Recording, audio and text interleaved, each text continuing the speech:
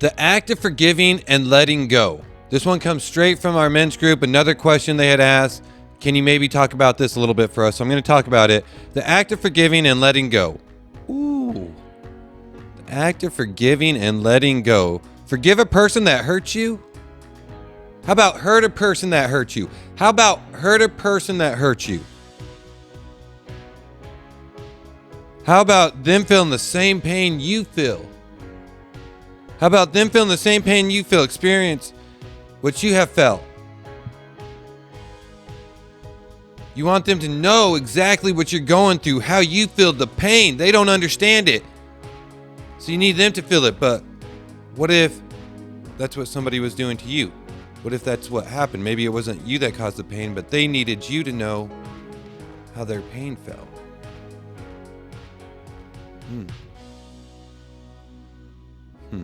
The act of forgiving and letting it go. They left you, they abandoned you, they cheated, they stole, they betrayed, and they hurt you. They hurt you. Old Testament, eye for an eye. Eye for an eye. So I'm going to spend my thoughts, my time, my energy, my money. Most importantly, I'm going to spend my peace on trying to destroy them or making them know how I felt or them to feel the same exact way. They didn't start it. I mean, they started it, but I'm going to finish it. I didn't start it, but I'm going to finish it. They mess with you. They mess with your kids. They mess with your family. They try to destroy the things that you love the most. But what if the offense wasn't an offense, but it was a control? What if the offense wasn't the offense, but a control? Or maybe the offense was offense by the offender, but the enemy used it as a control. What if they did the unforgivable thing not as the offense, but as a stronghold on your life? What about a stronghold on your life? Because I've noticed one thing, that a lot of times maybe people who went through an abusive situation or some type of traumatic situation, that maybe they're not currently in it, but physically, but mentally they're still trapped there. A lot of times mentally they are still trapped there. What if it was a distraction? What if it was a distraction from the truth? What if it was just all a distraction? A distraction not to save you, but to destroy you and steal your peace. Not to save you, but to destroy you and steal your peace. Check this. Let the wicked forsake his ways, and the unrighteous man his thoughts. Let him return to the Lord, that he may have compassion on him, and that our God, for he will abundantly pardon.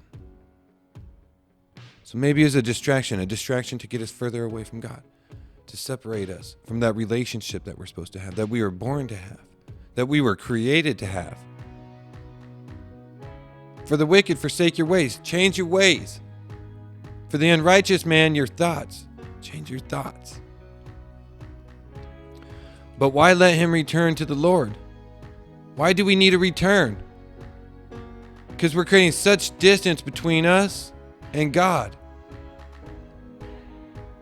With our unrighteous thoughts. So much distance between us and God with our unrighteous thoughts. It's telling us to return. Unforgiving thoughts. Not letting go thoughts. What if we put it that way?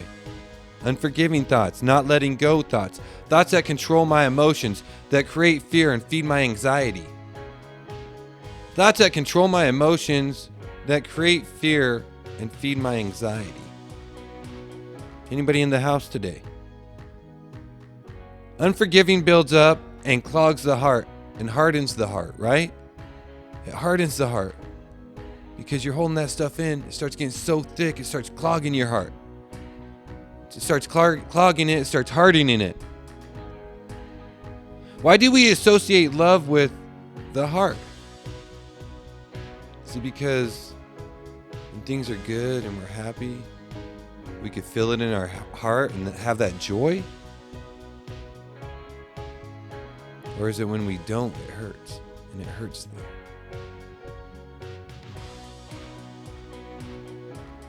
The hardened heart's going to hold in the hurt. The hardened heart's going to hold in the hurt. And the joy won't be able to flow or pump through because it's getting so thick, it's getting so clogged, it's getting hard. Our unforgiveness hardens our heart even to the point we won't let people in and we won't come out. We won't let people in and we won't come out. God talks about the renewing of the heart. Ezekiel 36:26. Moreover, I will give you a new heart and put a new spirit within you. And I will remove your heart of stone from your flesh and give you a heart of flesh. Our hearts have been hardened over time. Our hearts have been hardened. That's why we don't want to unforgive, because a hard heart. And maybe you're telling yourself, I don't have a hard heart. Maybe you're telling yourself, I don't have a hard heart. Those other people do. I'm just not going to let this one go. I'm not going to forgive him. Well, what you're doing is hardening your heart. You're letting it build up. You're making it thick. So eventually, no joy is going to be able to pass through. No joy. Nothing but that hurt. Because that's what you're holding in. It's the only thing you're going to be able to think about. It's the only thing you're going to be able to feel. Unforgiveness hurts our hearts, hardens our hearts. It's not fair to anyone around us. It's not fair to anyone around us because, like I said, it just doesn't block people and things out in our certain areas of our life, but it also blocks us in and doesn't let us out. Holds us captive. Holds us captive. If something has control of you, it's hard to see it through any other lens. My unforgiveness, it's going to be hard to see through any other lens. Everything that I see, everything that I say, everything that I do is based off that lens of unforgiveness. Think about it. You rather shut everyone out than deal with healing. You rather shut everybody out than deal with healing. They don't know what you're going through. They don't know what you're feeling. They don't know what you're doing or what you've had to do or what you've been through. They don't know those things about you. But God does. But God does. We'd rather shut everyone out than rather deal with the healing. See, if you hinder or hold on to something, you can't heal. You won't heal. And a lot of times, you don't want to heal. To heal, you have to forgive. To heal, you have to forgive.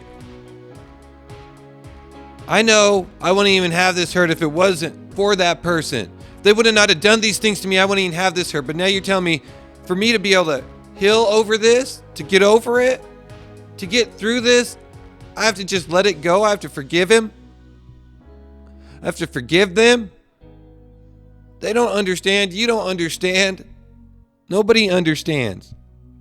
But you're telling me to heal, you have to forgive them. I have to forgive them. Even though I wouldn't even be in the situation if it wasn't for them. I don't want to hurt. I don't want to hate. I just want to be happy again. I just want people to be happy again. I just want to be happy again. I just want to sleep a full night. I don't want to think about it anymore. I don't want it to control my life anymore. I have to let it go. We have to forgive.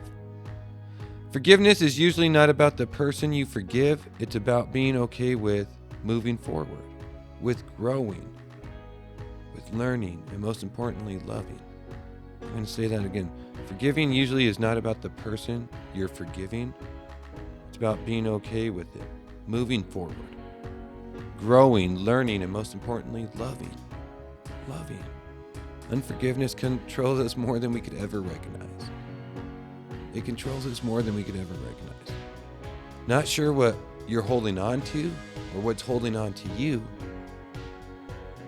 but the oppression and death of your unforgiveness is robbing and stealing more from you than you could ever even imagine. But the oppression and death of your unforgiveness is robbing and stealing more from you than you could ever even imagine.